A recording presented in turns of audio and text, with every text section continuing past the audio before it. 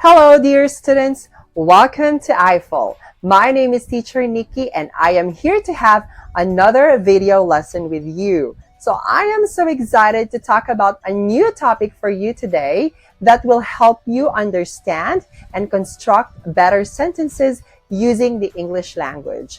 I know that these lessons will be very helpful for you to communicate using the English language that are grammatically correct and properly constructed, considering that we will be talking about some grammar topics. So I want you to concentrate on our lesson today, pay attention to our sample sentences, and please practice them very well even after the class. So let's go ahead and start our lesson.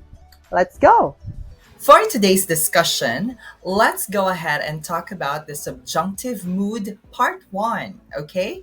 As what we previously discussed, the subjunctive mood is actually one of the most complicated, or in fact, the most complicated moods in the English grammar. So let's have an extensive explanation and discussion about this mood, okay?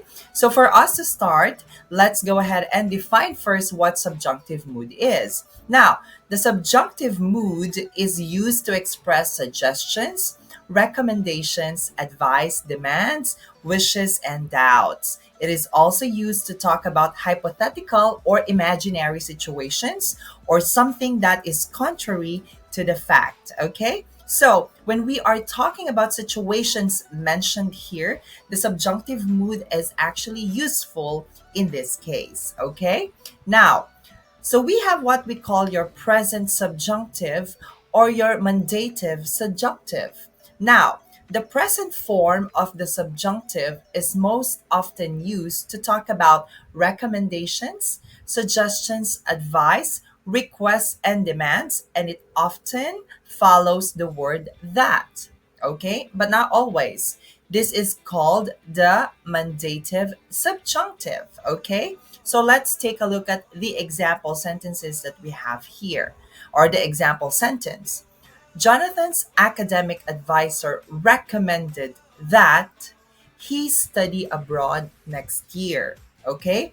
I want you to pay attention to the sentence construction of this example.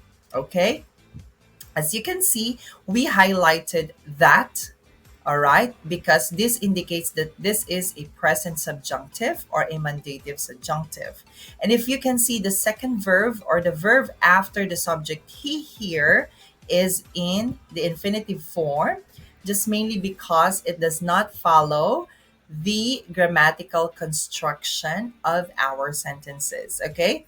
Although the subject here after that is singular, it still will not follow the S or ES rule that we have. Okay, now, as we learned a while ago, the mandative subjunctive is used for recommendation, demand, suggestions, requests, and advice. So this type of sentence always has at least two verbs, okay? But only one after the word that is subjunctive. The first verb is always indicative, okay? So we actually have some indicative verbs, okay, and subjunctive verbs in our subjunctive or mandative subjunctive mood. Okay, let's see some examples here. We demanded. Okay, remember, we have here the recommendation, which means recommend, demand, suggest, request, and advise are some of the common verbs that we use, okay, in your mandative subjunctive mood. All right? So that's why you see here, we demanded that he stopped setting off the fire alarm at school. Okay, so the verb demanded here is your regular verb, which is indicative, and it follows the rules of your subject verb agreement and also follows the rule of your tenses of verb. Okay, now the verb stop after that, okay, is your subjunctive verb. Okay, so it means it does not follow the common or the regular subject verb agreement rule. Okay, now it is imperative that she leave right away. So is in this case is indicative, okay, because it is on the first part before that, okay, and after that, leave will be your subjunctive mood, okay? Next one.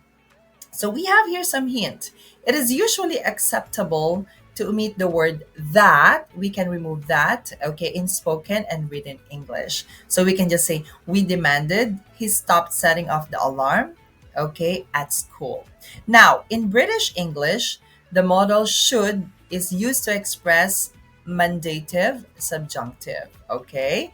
Let's say like this. They recommend that he should arrive on time every day. All right, but this is in British English, which is not the common English that we use. So we follow the American English, okay? Next one, knowing when to use the mandative subjunctive. So, any sentence that starts with one of the verbs on the list below requires subjunctive after that. Okay? So, remember, we have some verbs that are considered as subjunctive verbs, let's say, okay, but they are indicative. But when they start, or when you start your sentences with these verbs, or when you have these sentences with these verbs, definitely they are mandative subjunctive. Okay, so here are those verbs. Okay, we have asked, insist, advise, prefer, propose, recommend, pray, urge, demand, request, and suggest. Okay, and then you use that and then your mandative subjunctive. Okay, example, I prefer that she bring cupcakes instead of muffins. All right. So prefer is your indicative verb, and then bring would be your subjunctive. Okay. Next one. They suggested, okay, your verb.